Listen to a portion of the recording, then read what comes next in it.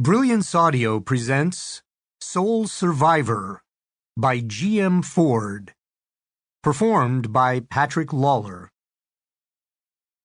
Art Fowler came to me on the last day of January while I was sitting in my front parlor drinking coffee and watching a blizzard blow in from the south. Out in the orchard, the drifting snow had harlequined the trees black and white. Looked like every apple and pear had one stubborn leaf, a sole survivor waving like a drowning sailor as the skeletal branches were slapped to and fro by the wind.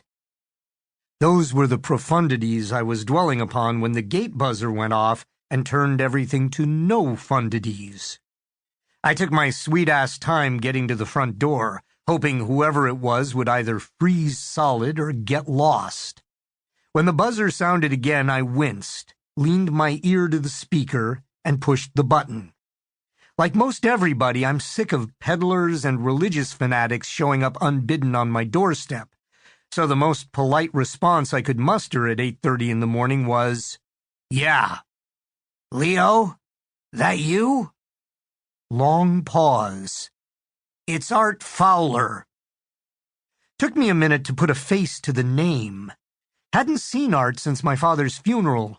16 years anyway.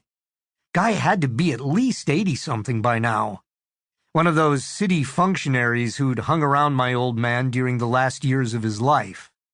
I'd never been clear what it was he did for the city, but he'd occupied one of the imaginary uncle positions of my adolescence. In those days, anybody who was always around the house and older than I was got designated an aunt or an uncle.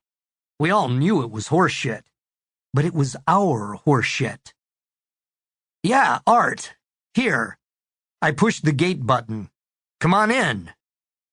I opened the front door and watched the gate plow snow as it slid open. Art was wearing an old-fashioned fedora with a thick red and white striped scarf wound around his neck like a Seussian python. I watched as he hunched his shoulders and began shuffling up the drive. There was enough snow that most people would lift their feet to avoid tromping in it, but it didn't seem like he could manage that much effort. Looked to me like a big wind gust might have sent him to his knees. I closed the gate behind him and hoped like hell he made it to the front door, 'cause I surely didn't want to have to go out there and fetch him from the storm. When he stumbled to the stoop, I took him by the elbow and helped him up the fieldstone stairs. Took his hat and coat from him, stashed them in the hall closet, and then led him into the parlor. "Cup of coffee?" I asked as I got him seated on the gold brocade couch. "If you got some ready," he said. "How do you take it?" "Just milk." I told him to hang in there and headed for the kitchen, as much to give myself a chance to think about why Art Fowler would be showing up at my door in a blizzard as for the sake of my world-famous suburban hospitality. When I got back with the coffee, Art was wiping his face with a pocket handkerchief and looking around the room. "Your mother used to serve me tea in here once in a while," he said as he stuffed the hanky into the side pocket of his houndstooth sport coat. "Real formal lady she was." "Room's just like she left it," I said. "Mostly I walk past it on my way to the front door." I shrugged, except when it snows. "Yeah, don't look much like you or your dad," he allowed. One of the unfortunate side effects of coming into money is that it changes the way you look at the world. After enough people you haven't seen in decades show up looking to separate you from some folding money, you start to question nearly everyone's motives.